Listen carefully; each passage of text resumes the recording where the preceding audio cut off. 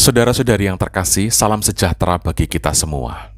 Ada banyak sekali orang Kristen yang gagal paham apa artinya menjadi pengikut Yesus Kristus.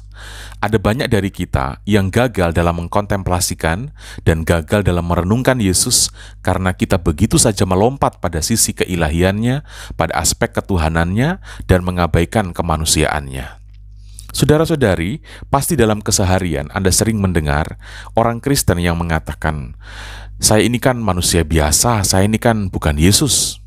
Saudara-saudari, ini kata-kata yang tampaknya rendah hati, tetapi sebenarnya isinya itu menista misteri inkarnasi.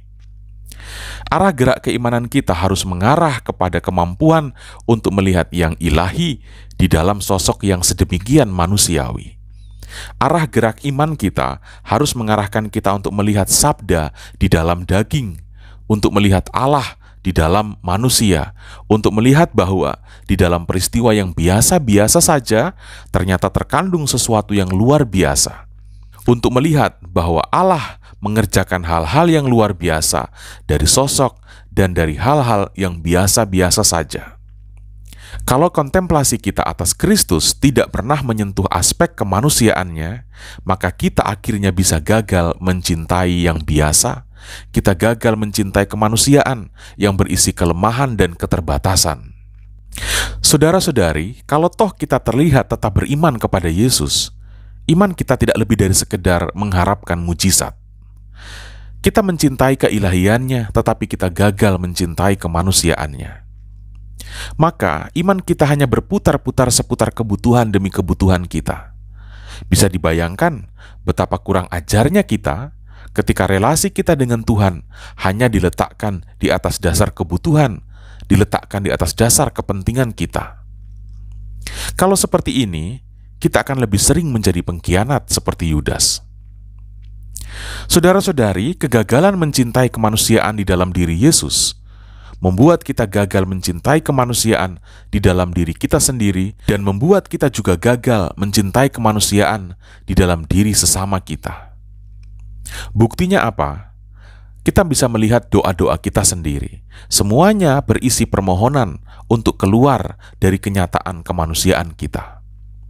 Doa-doa kita memuat penolakan atas kelemahan-kelemahan, penolakan atas keterbatasan-keterbatasan.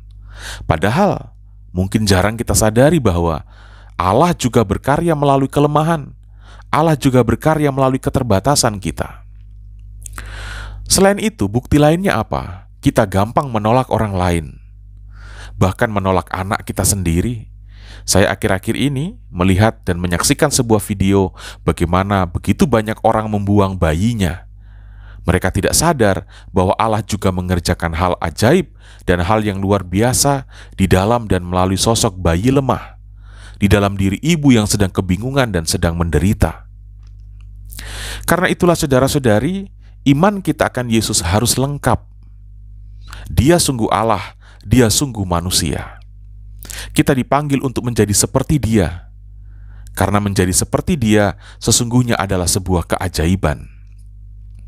Percayalah, dengan menerima dan mencintai kemanusiaan kita dan kemanusiaan sesama, kita sedang percaya bahwa Allah sungguh-sungguh bekerja di dalam kelemahan-kelemahan, di dalam keterbatasan-keterbatasan. Allah bekerja di dalam penderitaan kita, dan Allah juga bekerja di dalam penderitaan sesama. Allah bekerja di dalam kelemahan kita, Allah juga bekerja di dalam kelemahan sesama. Namun, lagi-lagi, kalau pandangan iman kita, kalau pemahaman iman kita tidak pernah menyentuh aspek kemanusiaan Kristus dan hanya melihat kemuliaan, keilahiannya, Dia seorang yang superstar, pembawa mujizat, dan lain-lain, maka kita tidak akan pernah bisa menjadi seperti Yesus. Dan kita akan gagal juga untuk melihat mujizat yang sedang dikerjakan Allah di dalam diri kita sendiri dan di dalam diri orang-orang yang terlihat sedemikian manusiawi. Sekali lagi saudara-saudari, kalau kita masih berujar, "Saya ini kan manusia biasa, saya ini kan bukan Yesus," ini adalah bentuk penistaan terhadap misteri inkarnasi.